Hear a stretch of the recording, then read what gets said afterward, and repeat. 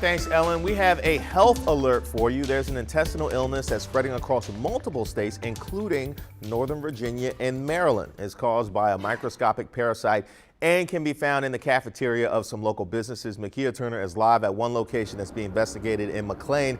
And Makia, there have been dozens of these cases all across the DMV. Yeah, that's right. Good morning, Reese. So the intestinal illness is actually called cyclosporiasis, and we're standing outside of the Capital One building here in McLean because the cafeteria inside of this business could be linked to it. It's one of two locations right now that are part of an ongoing investigation. This is also the case in Maryland, but those locations exactly, we don't know where they are just yet. So let's dig into what exactly this is, in case you're wondering, wow, that's a pretty big word. Cyclosporiasis is actually caused by a microscopic parasite. People get sick when they consume food or water that's contaminated with feces, which may have that parasite. While it's common in tropical and subtropical areas, some outbreaks have actually been linked to fresh produce like basil, which has been imported. Now, Virginia health officials started noticing a spike in these cases as other cases broke out across the U.S. They started noticing it back in June. This was also the case in Maryland.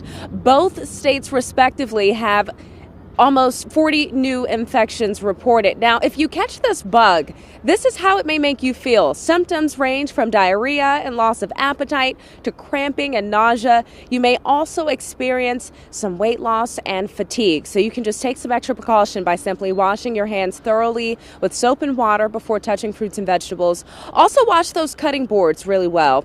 When you are prepping those fruits and veggies, by the way, you should wash those pretty good and store all peeled or cooked fruits and vegetables as soon as possible. Do not put them near raw meat, poultry, or seafood. So again, as mentioned, this Capital One building here in McLean is just one of two locations being investigated right now. The third is in Richmond when we talk about Virginia. And as far as the other locations in Maryland, again, we do not know that just yet.